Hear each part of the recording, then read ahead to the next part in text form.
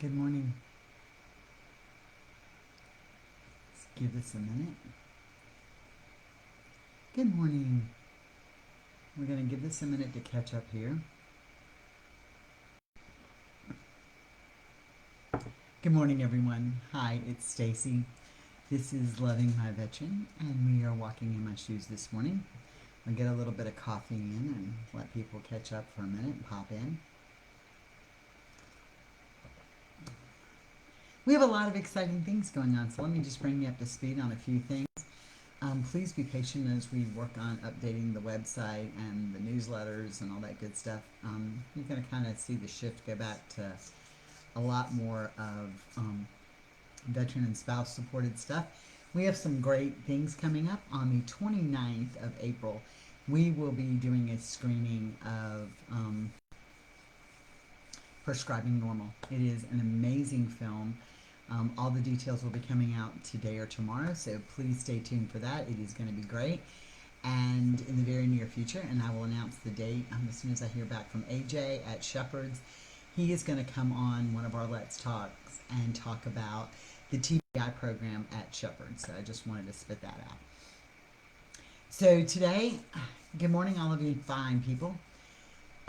Today we are going to talk about we're kind of focusing on, we have our rainy days in April and they will bring us these May flowers. And so that's what we're going to kind of talk about today is it is okay not to be okay.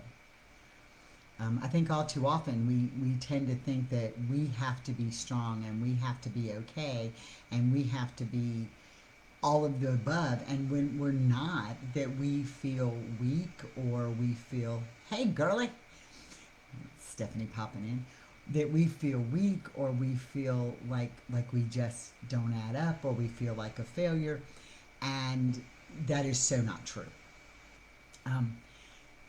We have to understand that in our daily lives it is okay not to be okay, and that is normal. And part of the movie Prescribing Normal is we live in a society today where we think normal is happy and normal is numb, and that is not the case. And so as caregivers, we have this thing that we have to be the ones who are strong, and we have to be the ones who manage to do everything on our list, and we have to be the ones who get all of the stuff out there like we're supposed to, and we can't always do that. And I go back to something I was taught when I was really young. If you don't know, you'll never know happy if you don't know sad. Morning, Michelle. You'll never know happy if you never experience sad. You'll never know fulfillment if you never experience emptiness. You're never going to know success if you don't experience failure. Good morning, Colin. Those are all things that we have to know, that it's okay not to be okay. We can be prepared for, we can have all of our little game plan in a row, we can have our list together, we can have our day planners organized, we can have all of these things in front of us that we're supposed to have. We can always have them. And we may not achieve them all. And that is okay. Because it is okay not to be okay. And we tend to forget that along the way.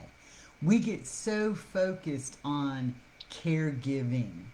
And we have to, one of the things this month is learning to separate and not let PTSD be, or TBI, be the basis of our being. It is not the basis of our relationship. Okay? You're right. Living with PTSD is the type A control freak's worst nightmare. Got it? Been there, live it. But it is not the basis of a relationship. It is not the basis of who we are. We are allowed not to be perfect. And we forget that. It is so easy to forget that. We get so focused on this. Let's start with a non PTSD situation. We've all been at work, or most of us have been at work at some point in our life, and we didn't get something accomplished by the goal date. Okay? We didn't make it to that goal date. We may have been an hour late with the presentation, or we may have missed something along the way. And we tend to beat ourselves up. Our boss will beat us up and say, well, why didn't you get that done?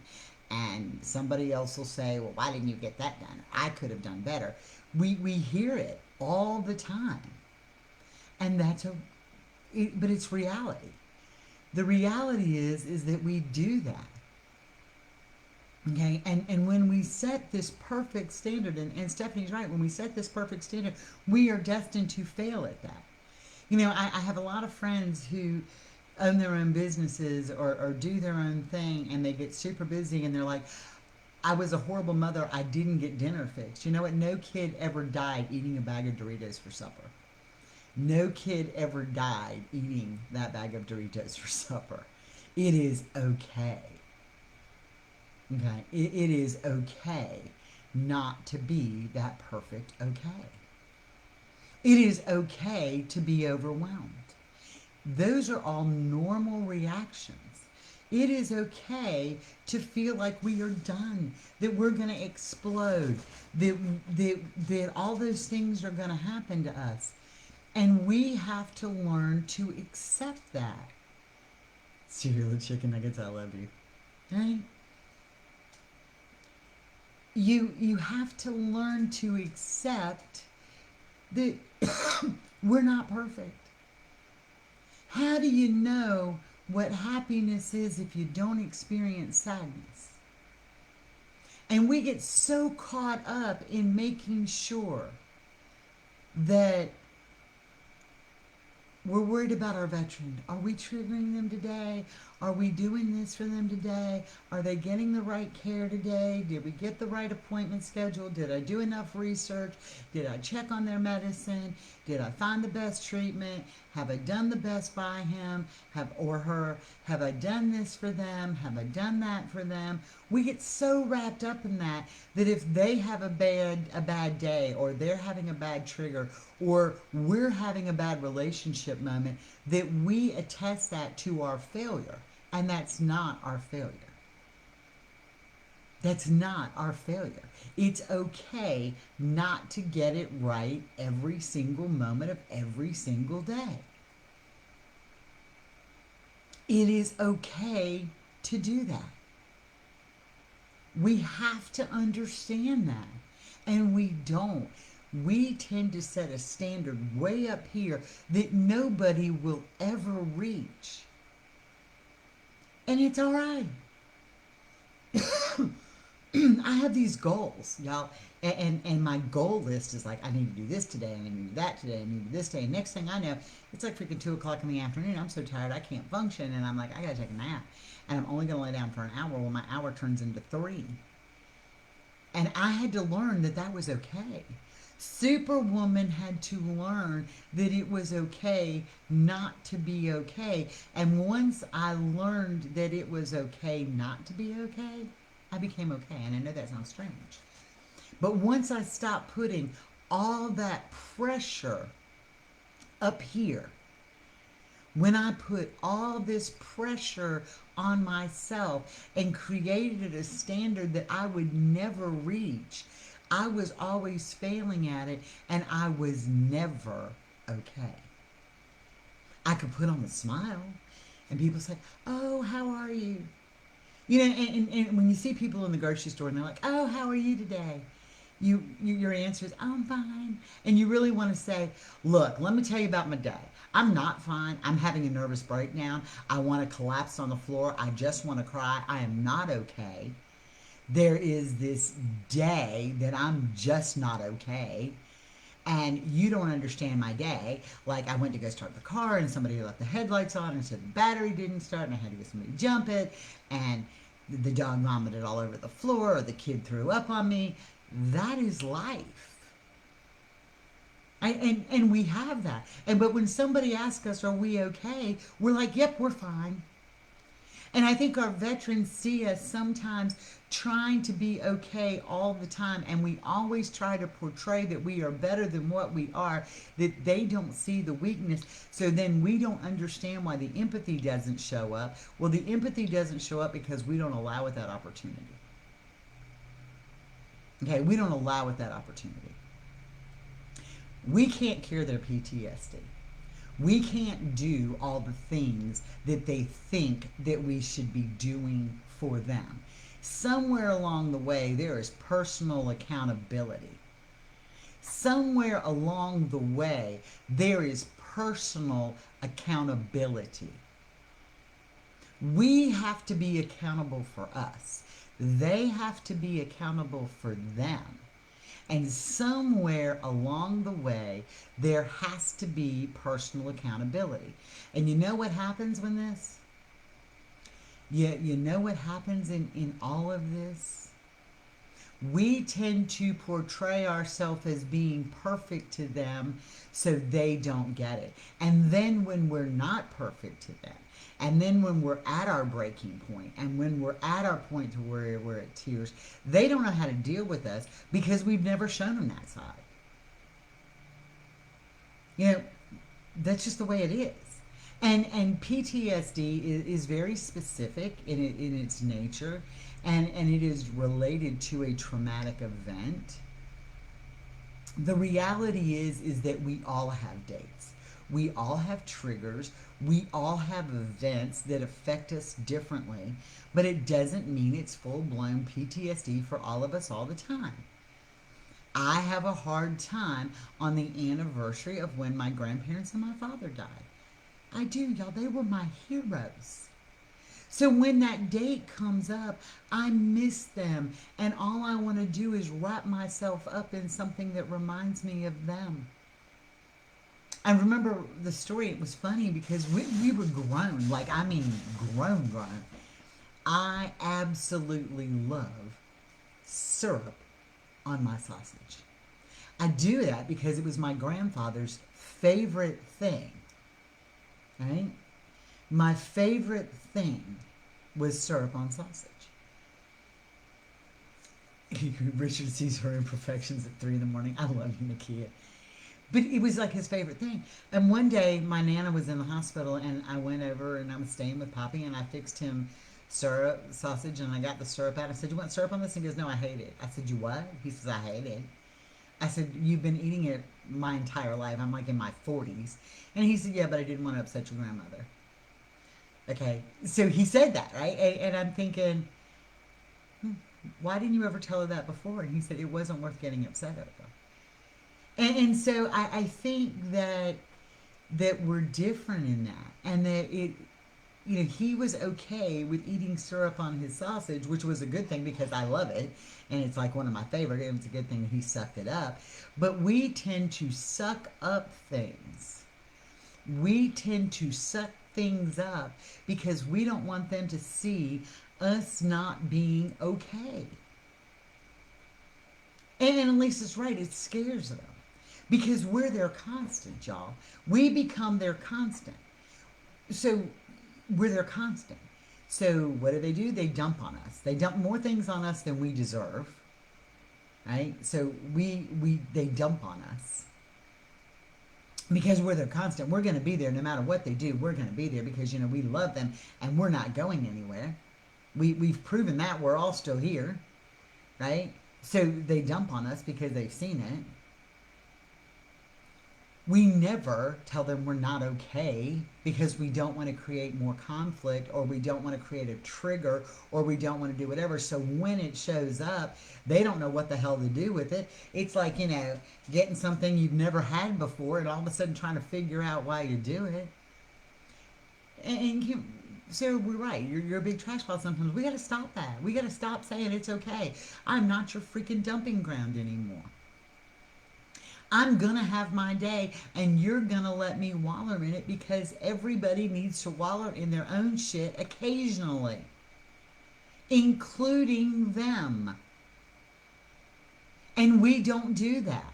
We don't let them be personally accountable all the time for their own freaking actions. We don't do it. So you have to start getting it. You have to start understanding it. You have to understand that we are not super women here. We're amazing, but we have our flaws. And we can love them so much that our love can be toxic to our own health. And you're dead on right. You are dead on right. I talked to Michelle this morning. I'm talking to her, and I think I texted her last night and probably freaked the hell out a little bit. And I said, Michelle, I just don't feel good. I can't explain it.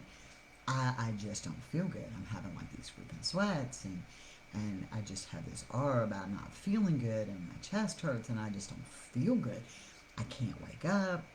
I want to take a nap. I don't sleep good at night. I don't feel good. And so last night when I went to bed, and y'all know Carl doesn't sleep because we've made that very clear. I wouldn't wake him up. He finally went to sleep, and I wouldn't wake him up, and I am laying there, and I have this horrible headache, and you can't see it in this. I didn't have makeup on to cover it, but I have this massive bruise on the side of my head, and it's from whatever I have going on. And I started having chest pains and shortness of breath, and I had this massive headache, and I couldn't use my left side for a little while. And so I called Michelle this morning. I'm talking to her, and I'm like, Michelle, I'm not okay. I'm not okay. And she said, you need to go to the emergency room. I'm like, I'm not, it's okay now, because whatever it was, and we know what it was. I talked to Carl this morning. I'm sure it was another blood clot that broke loose like they do, because that's what I have, and I wasn't okay. And rather than wake him up, because, I'm going to be Superwoman and say, hey, I'm fine, because he was finally asleep, I decided that I was not going to be okay by myself. And what did he do? He nutted up this morning and said, that's not okay anymore. You've got to let me know.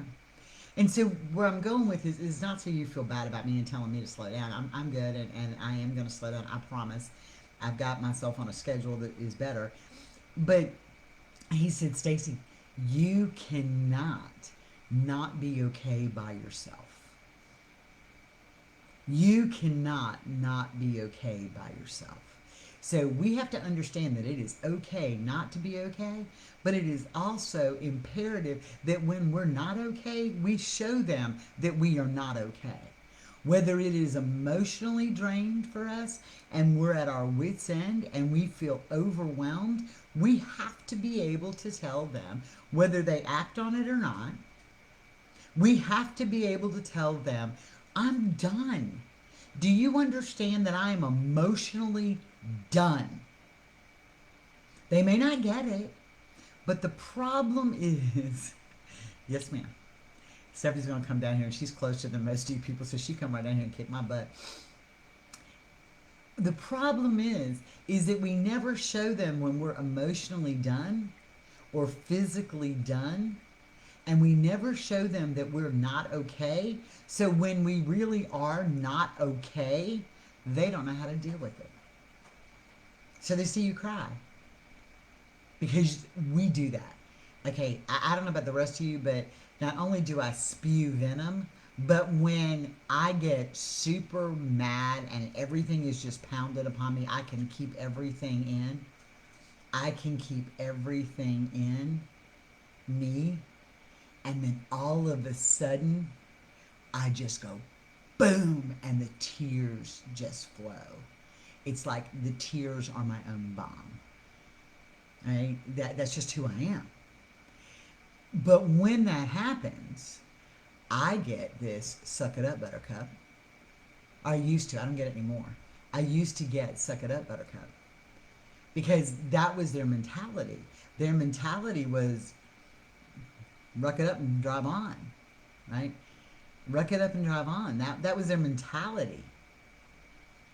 And when we do that, they don't know how to respond to us when we're really there. And yes, Colleen, you're right. It is to your own detriment.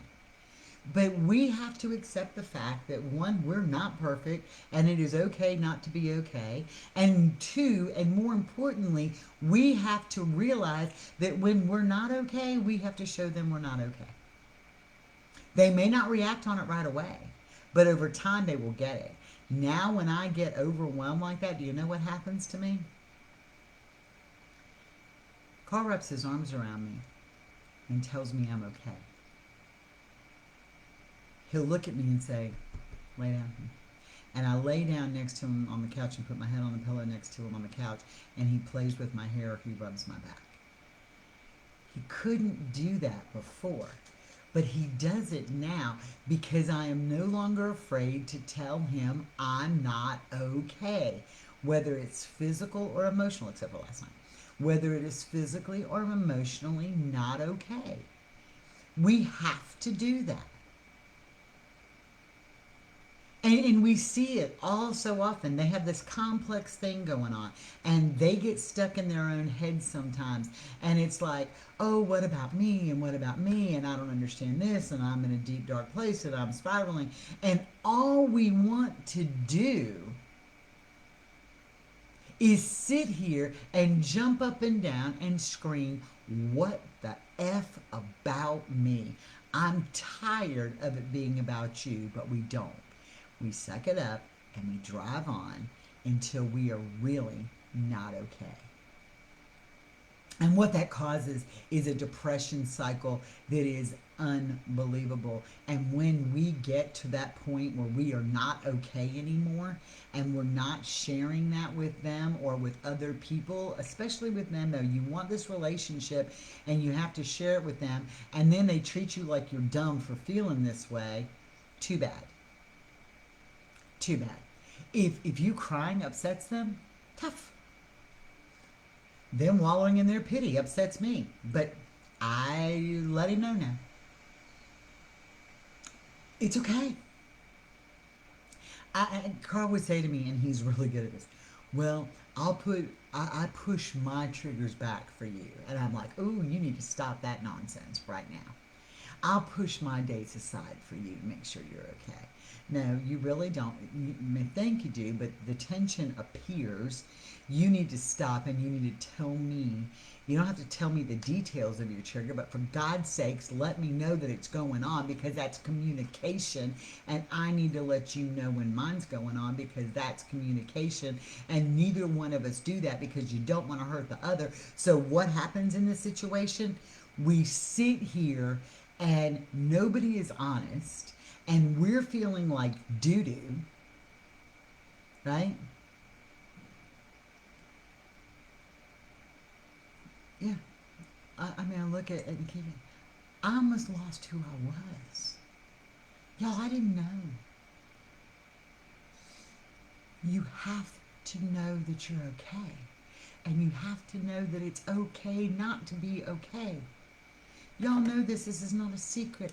I had the suicide letter written, the plan, and was on my way to carrying it out last year on 3 occasions. I'm never going to that place again. Why? Because it's not okay. You have to find who you are, and who you are is not perfect all the time. And it's okay. And if he can't accept your tears or your hurt or you're overwhelmed, it doesn't mean you don't have to have them, because I think that's what we do. We get to this point where they don't accept it. They don't, first of all, a lot of them don't understand empathy. Okay? So they don't understand empathy. So what happens is we take all of this inside of us. We suck it all up. We don't let it out in a positive manner. We don't allow ourselves that moment to wallow in that self-pity. And we have to do that. We have to wallow in our own self-pity for a little bit in order to step out of it. Some of the problems we have is we either, one, wallow in it too much by ourselves, or two, they get in a space and they think it's okay to wallow in it forever because they think we're going to be the ones who are going to take them by the hand and we're going to pick them up out of this self-pity thing, right? And we're going to fix it for them. No, I will walk beside you. I may even give you a little push to get you up out of the mud. I may stand down and give you my hand and yank you up out of the mud some. But I'm not going to climb in the septic tank with you any longer. I'm not going to do that. And I'm not going to turn off my emotions for you anymore. When I am in a place, by God, you're going to live with it. Yes, and then you hear, I'm done. I'm not doing this anymore. Well, yeah, but you know what? They're saying it. How often do we say it? And how often do we mean it? I'm done. I'm not doing this anymore. And part of it becomes we say I'm done, and so they get this picture, oh, you're done with the relationship. So when you're going to say I'm done, be clear in what you're done in. Instead of saying I'm done, you can flat out look at them and say, I'm done enabling you, and I am not going to swim in your septic tank full of shit any longer. I'm going to be standing here to walk through this journey with you, but if you think I'm going to swim in your septic tank, you have lost your mind. I do, Stephanie. I say it all the time. I used to. That was one of the big, when I stopped saying I was done. Now, I will tell Carl, I am done with this conversation. I am done with this tonight. I'm going to go lay down. I'm not doing this right now. I'll say that, but I am very clear in what I say and finish it out. Because when you say I'm done, that's all they hear. So you've got to be specific. That goes back to the communication. But that is the same with everybody. With everybody. I can't tell you how many times in my EMS career I have taken people somewhere. Aaron, go ahead. The next episode of Behind the Service is Swimming in the Septic Tank, brought to you by Behind the Service. I love you, Aaron. But here's the thing. You know, we don't say it. I've taken so many people that went for suicidal ideations that were no more suicidal than a newborn baby. But they made the comment in front of the wrong person that said, I'm done. So they end up under a 1013, which is what we have in the state of Georgia. And they're going to psychiatric hold it. And let me give you a prime example. This was in a hospital. So this is why I'm telling you about being clear in what you're saying. So this particular person didn't follow, the patient didn't, in the hospital, in a room, didn't follow through in what they were supposed to do. And they ended up with a situation, a medical situation. So the family's in there with them, right? And the door's cracked. And what happens? The family that's visiting says, you know what? I am so over you right now. I am going to kill you. I am done. They didn't mean that they were literally going to kill them or that they were done and going to kill themselves. But what happened, a nurse heard it, was overzealous, said, I'm a mandated reporter. She reports it. Within 2 minutes, security is there. They're down in the ER in a padded room going for 3-day psychiatric evaluation. So when you say what you have to say, be clear in what you have to say. And you can literally look at him, you can take it as the Stacy quote if you want to, and say, I am done swimming in the septic tank with you. I'll be standing here on the outside when you decide to climb your happy ass out of it. Because you don't have to do that. And it's okay for us not to be okay. And it's okay for us to have emotions. And it's okay for us to have feelings. And you know what? If they can't deal with them, that's on them, not on you. Don't stop having your feelings because you think they can't deal with it. That's the way it works. So be very clear when you communicate. And don't sit here and say you're not going to have certain feelings because it might upset them. You're allowed not to have them. It's okay not to be okay. We don't medicate ourselves to be comfortably numb. We don't live in a life that we are comfortably numb all the time. We have to stop that. Without pain, we don't know pleasure. Without anger, we don't know love. Without sadness, we don't know what happiness is. And yes, we can cry. And yes, that's okay. And yes, we cannot be okay today. And we cannot be okay tomorrow. In those moments, don't make it a permanent situation. Don't make it a permanent situation. It's not permanently there. When you are permanently in that space, you are depressed. But we force ourselves into depression because we won't admit that it's okay not to be okay. So here's my challenge to all y'all today. Those of you that are parents, get out your bag of Doritos, your hot dogs, or your chicken nuggets. Keep them on the emergency plan and give your kids them for dinner. It is all right. No child has ever died unless it's a little kid eating the hot dog you make your plan. Girl, my favorite go-to food is I have them little macaroni and cheese cups that you add the water, you microwave it 3.5 minutes, you pour the little powder in. That is a perfectly normal dinner for a child. Well, it is for me too. So allow yourself that slack. If you need to cry, cry. If you need to reach out to one of us, do that. That's why we have a group. Get your ass out of their septic tank. Let them deal with their own septic tank. Nowhere in my life have I ever said that I want to be a septic tank cleaner. Not gonna happen. I don't even like cleaning the toilets after it splatters, so I damn sure I'm not gonna get in the septic tank with you. Stop. It's okay not to be okay. Right? Accept that. Go on a hike, just like Elisa said. Go on a hike. Put your headphones in. Get yourself your time. Do what you got to do for you. And accept the fact that the negative emotions and the negative things we feel are normal. And they're okay. Just don't wallow in them. That's what we need to be in our lives. That is what we need to do in our lives. Y'all are amazing. We are our own superheroes, and we can be. But we don't have to be it all the time. You know, I think about, that Superman was really Clark Kent. Do you know why? Because he couldn't be Superman all the time. He had to be normal at some point.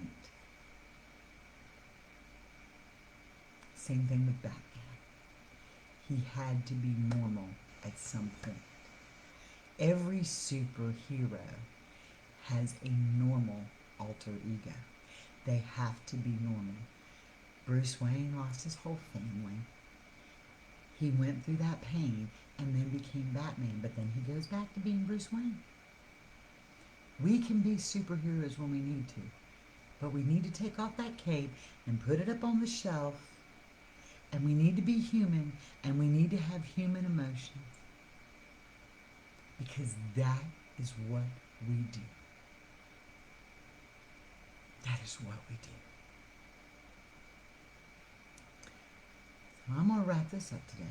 We're going to keep talking about being in this rain and coming out at the end, so that when we get to May, we can have these amazing flowers along the way, because we're going to have ourselves right as we go into May, because that's what we do. We go through these moments. And I'm going to pop off of here. And I just need y'all to know, I want you to have a blessed day. We are so grateful you are part of our community, part of our family. Take time for you. Understand it's okay not to be okay all the time. Those are our challenges. So again, I'm Stacy. This is Walking in My Shoes. We're Loving My Veteran. You know I'm not a professional counselor. Oh yeah, Elisa said midweek chat today, 3 o'clock, in the group on the Zoom, on the chat room. It's okay not to be okay. We're not paid counselors here, so if you need professional advice, please reach out and get it. It's what we need to do. And everything, of course, is copyrighted to Living My Veteran. I love y'all. Y'all have a blessed day. I'm going to go really work on the website. Sarah, thank you so much for all you've done with the videos. It has helped me so much. And for those of you that do not know, the YouTube channel probably has close to 50 of these videos on there now. Probably 50 of them. Please watch them. And if you've already seen them live and you want to do them again, I'm asking that you watch, click, and let it play through, because that is important to us when it comes to the monetizing side effect. I know we have Aaron on here, so y'all, I adore those people. Aaron and Libby and Shauna, Behind the Service podcast. You can listen to them on Spotify, iTunes, and I don't even remember what else. They on everything. They have some amazing episodes that just take you, and they're theming a lot of them out. They take you some great places. So when you're riding in the car, got some downtime, you want to listen to them, they are phenomenal. Empower yourself by strong women, by strong people, by strong groups. Look for the positive. That's what keeps us going. Y'all have a blessed day, and I will talk to you tomorrow, if not at midweek chat today. I'm going to try to be on that, unless it is my official nap time protocol, the doctor, and my very close friends. Girl, holy crap. Sarah's got all of them, has 60 of them ready, and she's aiming to have all of them on her hard drive by today or tomorrow, and then we'll have them all. Yeah, Sarah plays them in her house, and it's funny because her other half listens to them when she plays them in her house, and I think it's cool. So, Carl only plays them back when he has something to tell me, so I have to be careful in my descriptions, because he'll say, "Did you not practice what you preach?" All right, y'all. Have a blessed day, and I will see y'all tomorrow.